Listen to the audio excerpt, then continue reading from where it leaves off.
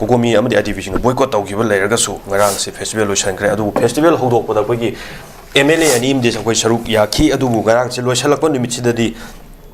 haukhibada MLA ni saruk yakhiba leiragasu ngarang loisingkiba nimitsidadi MLA ama fawbo sakoi saruk yakhide mase jakoi state amagi oina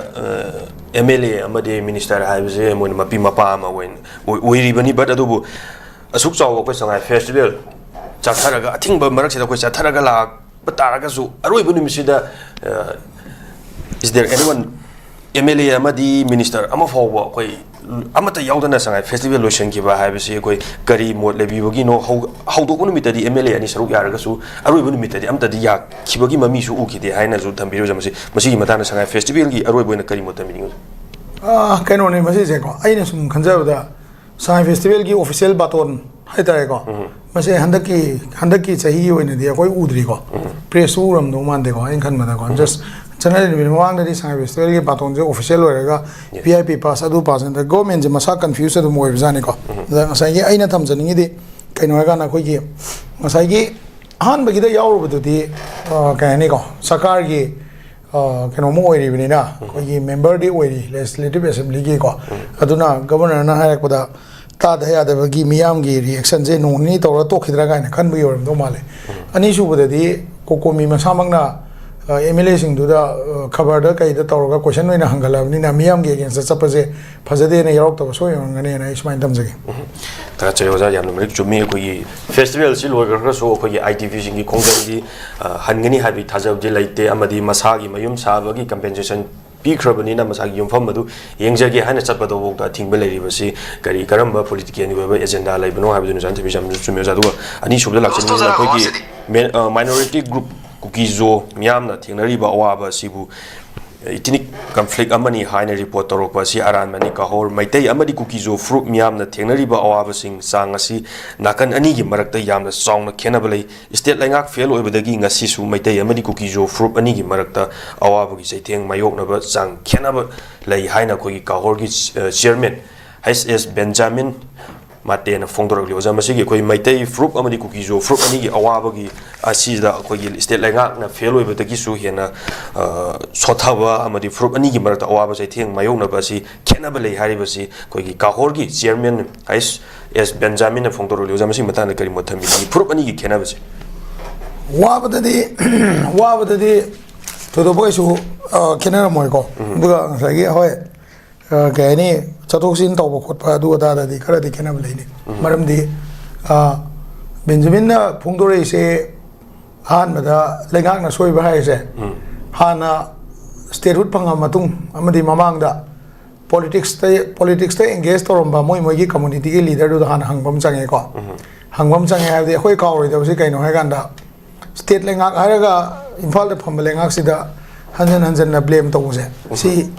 सी पोसे हम फजदा पोने मसी community level दा community provoke तौनबा होनबने ना लौगनी हाय तारे को देगे मसाइगी इम्फाल वैली एसदी ngasi कम्युनिटी में हम लेमिने हायंग मेट्रोपॉलिटन ओलकसु याय हंजिदा याम चावबा सिंगापुर गुंबा अचौबा कनोमा ट्रेडिंग पॉइंट नत्रगा कोई कई डेवलपमेंट एरिया म ओलकसु याय मरमदि मसी स्टेट की कैपिटल ने स्टेट की अफबा फतबा फंडिंग अदु अदा में हम जैसे लोइन चत्तोइने कनागी थ्रू द चटके हायगांदा माई मागी पॉलिटिकल लीडर लेबसिंगदो अदुदुना पॉलिटिक्स ता इलेक्शन तौरगा लेंगाक मसादा मोय मोयगी कम्युनिटी दा कॉन्स्टिट्यूएंसी सेमगा लेंगाक की थौदांग लहोलिसे करिगिनो हाय कांदा माई मागी माई जगह दुबु डेवलप तौदा सरकार की शेयर सिंगदो मखोइना मतिक चाना माई मागी जगह दु डेवलप तौदा येंगसनबा अमदी शेयर सिंगदो ओकनबा अमदी अवार अपा दु मेंखतपंगमनबा हाबदी लेंगाक तो योगलगा अदुगी दरकार सिंगदो लेंगाक तगी लौथोगा मोयगी जगहदा इंप्लीमेंट तौबंगमनबा हापन मनेबा अदुगा अखोई मणिपुर दा यामन फजदबा अमरोम दा हागा याम चौखतबा हायद्रा को मणिपुर दा तौरिबा एक्टिविस्ट नत्रगा एनी केनोसे कहने खोगी डिमांड अमा तौरक मतम हाना सरकार की थबक तौरम मीन हे हे तौबगी सरकारी थबक से तौब लोरे कांदा वांगांगपा टीवी दो गांगपा एक्टिविस्ट ओरकपा डिमांड दा यारकपा सुमाइन हे तौवे को मसे कमाइन तौगे गांदा मसे नाखै सेंगना प्रजागिदमक सोशल वर्क तौरगा लाबा आंगांग ओइरेंगेदि स्कूल दा कइदा इलेक्शन कैंपेन यारकतना वोट ता यारकतना नत्रगा अतै अतै एक्टिविज्म की मखादा लागदी मदु याम ओनर तौनिंगाइने अदुगा ngसाइगी सरकारी थबक तौरमगा हाई प्रोफाइल ओइबा IAS IPS IFS का ओइरमगांदा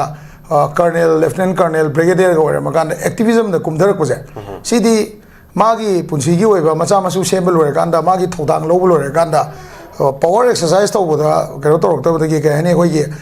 यारक्तबदगी पावर मांगिबदगी मजिदि आई लेबा की केनोमदि तौरंगिना गायना खल्लगा मागी मतम दंगम गिदबदो आई पॉलिटिक्स आइना राजनीति यावकाना तौगे गायना खल्लग सिदि याम अंगकपो म पोए हाय तारे को अदो जिगी बेंजामिन हाई दसु एक्जेक्टली सेम केस ने ngसाइगी माना लेंगाक्ता ब्लेम तौरिसे होय मतमदुदा थोइबा इरांग दो कंट्रोल तौरम याबनी हायगदी मागी साइड जेसु चुसामपुर थोकिबा इरांग को तोबुंग बांग्ला तौगिबा इरांग अदगी सडनली पॉपुलेशन अनी से सेपरेट तौथोकिबजी मरम से मासु पिफम थोएबको मरम पिफम थोक पिदबिदा हेक्ता अनी से अवाब से याम खेने गायना हाइजलगदी मदुगी प्रॉब्लम अमा लई को इम्फाल जिना कैपिटल ने इम्फाल से मयाम पुनमकिनी इम्फाल वैली से को मयाम सिदैदा तोआन तोआनबा खुंदादना लैरी सिदा अखोइगिदी अमरोमदा हाइबा तारगदी हिल की प्रोटेक्शन को लेबु लेरी 90% प्रोटेक्शन लेरगा 10% से प्रोटेक्शन लेतब लमने बजे अद मयाम मीना लागा हेक्ता चंगागा लेबे आबा कनानो कइनो खंग्रसु वोटर आईडी मा आधार मा उपायगदी हेक्ता लम लेगे आबा सुम जगाने बा अदो सिदा लेजेता जो मैक्सिमम कोटा हाइतारे को मैक्सिमम फैसिलिटी दी ट्राइबल ना तुम एंजॉय तौरिबने को अदुना अनी के अवाब खेना द वाइजे लान मनुंगी होय लान मनुंगी अवाब ददी कनोने चमाना मायोंनै मरमदी अखोई कॉमन सिटीजन है तारे अखोई की युम काइदबा अखोई इसा युम द लेरिबा अखोई की केस ना तोंगाले अदुगा ngसाइगे केनोना लांजेना ग्रबगी केस ना मु पुरा तोंगाले अदुरा लांजेना मरक्तदी अवाब से अखोई ने हेली मोइ ने हेली ना कमेंट तौजे तौनिंगदे याम सेंगना हायदि को कमेंट तौजे तौनिंगदे चिंगी सु होजे डेवलपमेंट तौबे याबा मोंगदा दुम चथरी वैली की सुमाई मागी डेवलपमेंट तौबे याबा मोंगदा चथरी तौबो खुंजासिंगना एक्जेक्टली अपाम मोंगदी तारमोय हाइबसिदि चुमे मतमदि मरमदि पीआर लेबनिना डीसी अदगी एसडीओ एसडीसी मैमना तौरकोदा अखोइगी वा ताबदि खितंगी वालमगदराने खल्ले अदुना मागिसे आई खेरो तौजगे केनी ओपोज तौजगे हाय तारे को अदुगा ngसाइगी मागना कोहरगी केनो ओइना चेयरमैन अमा ओइना मागना यामना केनी को चुमना केनो तौरगदे तौबिगे खल्लगदि को ngसाइगी ह्यूमन राइट का मरी लेनबा ऑर्गेनाइजेशन इम्फाल वैली देसु मैम ले सीएसओ मैम लेरी पुनः फमिनरकांदा अवाब से इक्वल होइना वाई अदुना मसे अखोइगी एक्जेक्टली केनो से सोल्व तौमिननबा अदुगुम्बा तंजा अमा लौमिनबगी खुदोंजाबदु